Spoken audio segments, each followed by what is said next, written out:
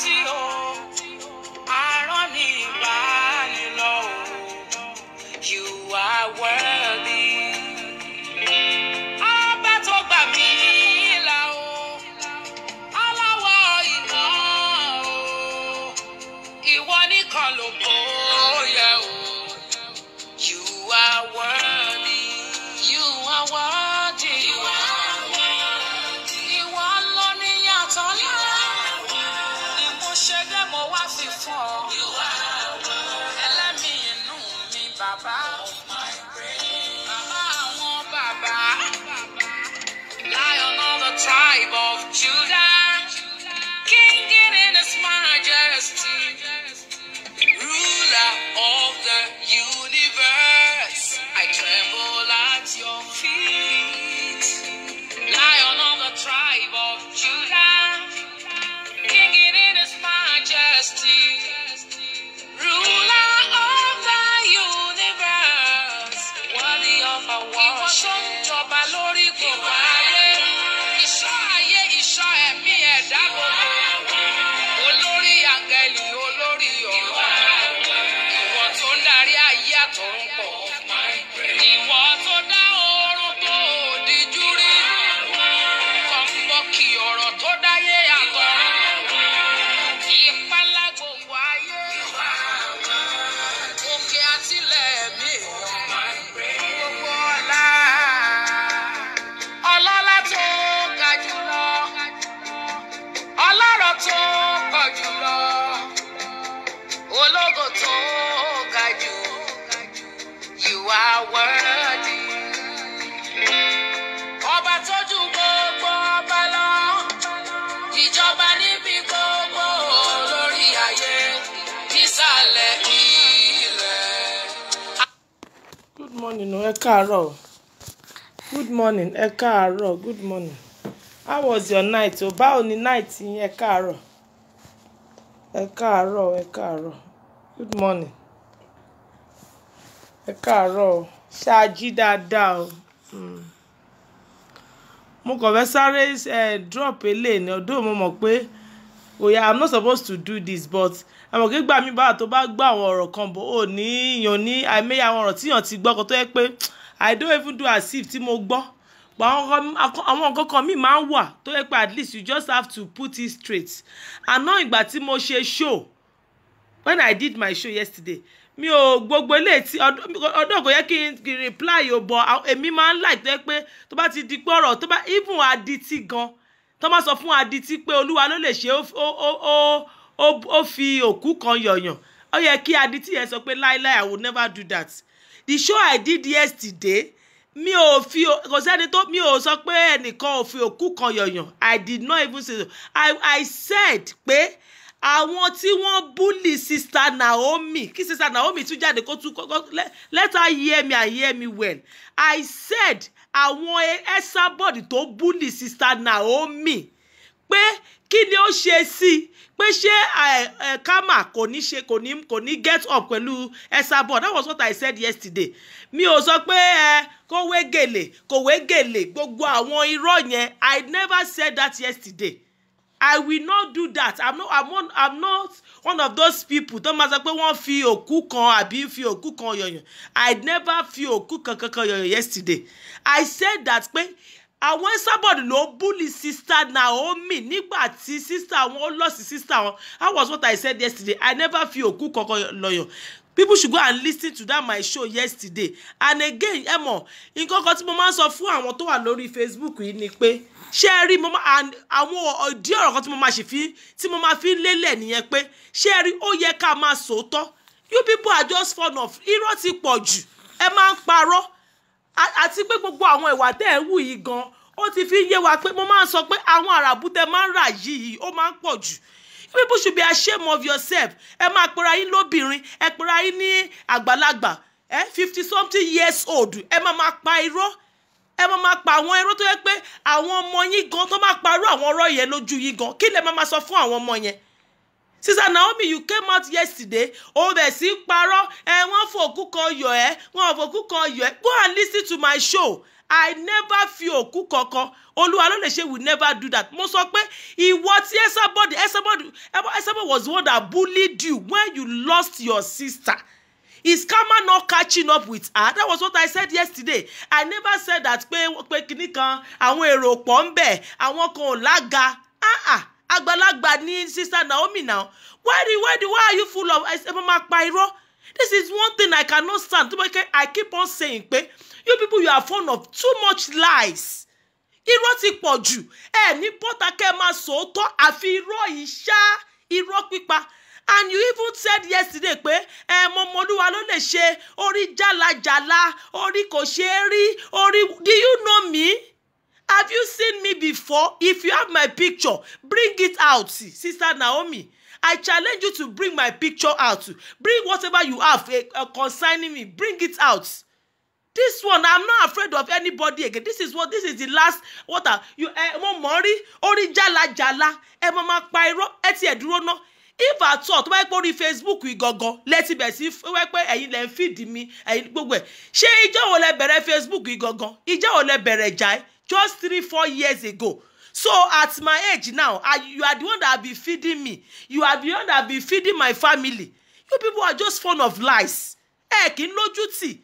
Má dàgbà tó yẹn, you will come on Facebook. Má pa irọ́. Aláìnítìjú ní pé you people no single òótọ́ kò sí lẹ́nu yín. Ẹ̀yin abiyamọ kí lẹ fi ń tọ́ ọmọ. You said you know me. Bring out my picture.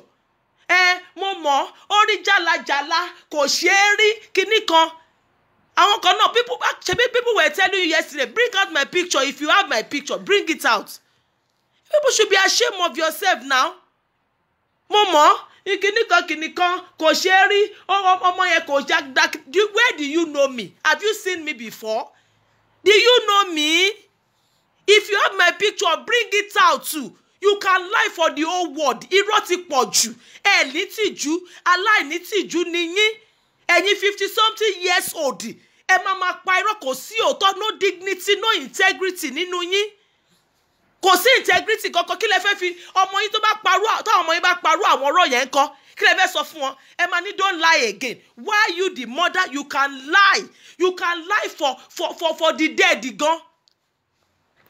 Nítìjú. Kema bota ke soto as in you should even come out to come out if you see to ke ti e so si gu oto kò sí nínú àfi irọ́ ni sha ojoojúmọ́.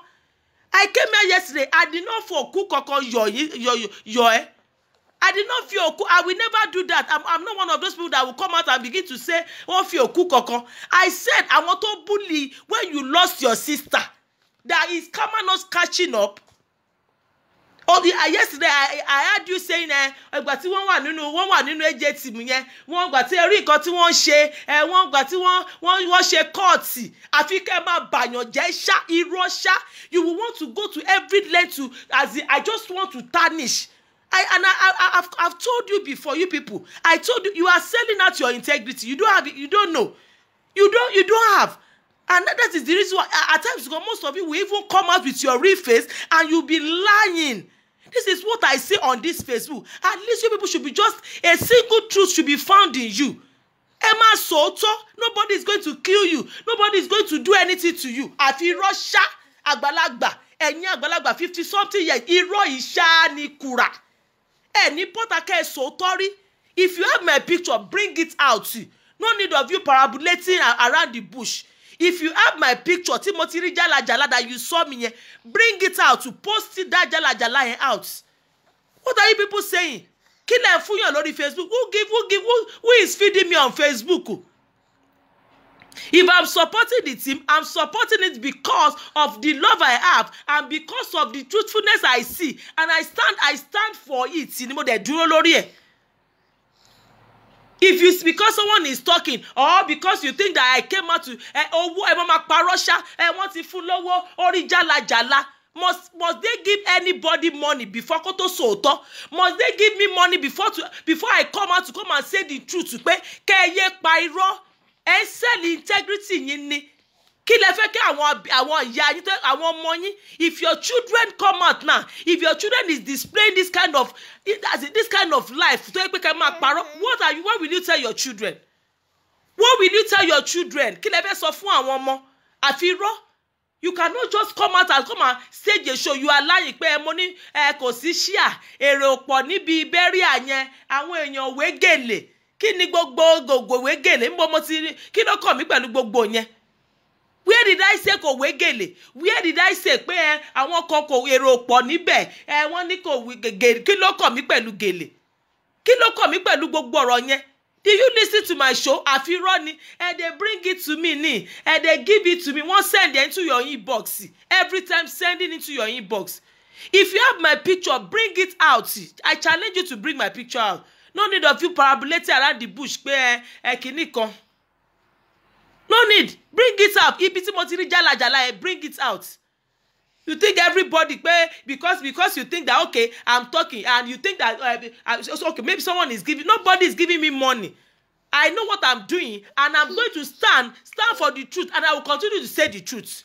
I will continue to say the truth. When I see it, I will say it. Ìyàwó ẹ̀ náà ni ìyàwó P&P àfi Russia. Kò sí nǹkan tó fi yàtọ̀. Inú ewé tí gan ló yẹ kí Naomi ti wà tẹ́lẹ̀ gan. She lied too much. Lie. That is where as in ewé tí mi gan ló be fit. No single, no kò sí òótọ́ kankan. They cannot. You can't see them as in staging a show and coming out clean and saying the truth. They are staging a show full of lies. People are telling you to bring my picture. Bring it out. What are you waiting for? Bring my picture out. Nǹkan tá à ń sọ fún yín ni pé àníkẹ́ má máa ràrà bú fún àwọn èèyàn. Ẹ má máa parọ́. I've never seen you before. I don't see you before. I don't know you before. So where did you see my picture? Where did you see my face? Ìsí mo rí jálajàla. The day you will bring out my picture, then you ọmọ wa shock ẹ pé okay kò rí jálajàla. Must you come out to stage a show and lie? For your viewers to know that okay, you want to talk, you must just stage a show to lie. Nǹkan tá à ń sọ fún yín ni ẹ má máa pa irọ́ ẹ má máa ràràbù fún àwọn èèyàn ẹ má máa ràràbù kò dìgbà tẹ́ bá ràràbù tẹ́ bá parọ́ kí ayé tó gbọ́ yín kò dìgbà tẹ́ bá tánìṣì orúkọ àwọn èèyàn tẹ́ bá bú àwọn èèyàn tẹ́ fẹ́ slander wọn kí ayé tó gbọ́ yín because you want them to hear you yesterday to know what you are saying. You don't have to come out to say Olúwa ló lè ṣe orí jálajàla tí má gbé picture jáde tí má yẹ pé kíní kan. Bring out my picture. Naomi Bias, bring out my picture. Bring it out. Don't waste time. Bring my picture out. Show the world. Jẹ́ kí wọ́n rí jálajàla yẹn. Àfirọ́ pọ̀ jù. Naomi Bias, you lie too much, and you should be ashamed of yourself. I'm telling you. You should be ashamed of yourself that at your age, you cannot come out at your age, the way you look, you cannot come out to stage a show and be truthful in what you are doing. Àfi kẹ́ máa parọ́, eléyà jáde lẹ́ni, ó bímọ kíní kan ọmọ yẹn kú, eléyà jáde lẹ́ni, I give her money, eléyà jáde lẹ́ni, she kíní kan she's begging. Must you people lie before you stage a show? Must you people lie before you can talk? Come out and say the truth. Kẹ́ máa sòótọ́, ọkùnrin yín, obìnrin yín, àfi rọ́ṣá. Ní integrity, ní ìkọ̀kọ̀ lára, ẹ ti tà. Ìtìjú lẹ máa jẹ́ bí ẹ ṣe wà yẹn. You think on Facebook. Let me tell you, some people are watching you, and outside of Facebook, the aftermath of it, people will say, àwọn people they are full of lies. Lè stage show kí wọ́n sòótọ́. If you have my picture, you don't need to cover me now. Bring it out and give to away now. Give it to Esabod to blog me. Give it to Esabod to blog my picture. Kileveso, you think I'm afraid? I'm not afraid, though. I'm telling you. Bring out my picture. There's nothing you can do. The least you can do, not ni Arabute and Raj. The least you can do, you will tell them, you Arabu noni, and the whole world knows that you people are full of lies. Naomi, she can lie. Uncle Vinny, she can lie for the whole world, no Europe, be Africa alone. You know, and this is one thing we should just keep our integrity. We don't have to come out to buy Arabu for people. We don't have to come out to stage a show and lie so that the whole world will hear us. If we must stage a show, if we must talk, we can speak, we can be truthful. We can be truthful in what we are saying. We can come out and just tell the whole world the way Tocheri. kò nígbà tó bá jáde ká bẹ̀ sí parọ́ fún àwọn èèyàn because you want the whole world to hear you. You want them to know what you are saying. I don't have much to say this morning, no. But Sister Naomi, bring out my picture after this show. If you don't bring out my picture, in fact, I don't know what I will tell you this morning. Bring out that picture you have that you saw me. Bring it out. If any one of you have my picture, bring it out. Orijala Jala, you have not seen me before. I don't think I've seen you. And those people I spoke with you, I don't think I have any secret or anything I discussed with you. If you have it, bring it out. You don't waste your time. Bring it out and let the whole world see. Do you think I'm afraid? Me ò bẹ̀rù, I'm telling you. You know, I told you. Mo sọ fún yín pé àwọn míì wá, I told you on this Facebook, you have made me as a bí èèyàn bí èmi. I'm very strong now. I'm not afraid of anything. Mi ò bẹ̀rù. If you bring out my picture, do you think I will not be scared? I'm telling you. You try it if you have my picture. I will not be scared. And I will come out and I will still continue to tell you. Èmi ò ní nǹkan ní skeleton mi èmi ò ń ṣe ìṣekúṣe èmi ò ń ṣe débi kẹ́ máa àfi kẹ́ rárá bú yẹn náà. I'm not scared though, and this is what I'm going to say.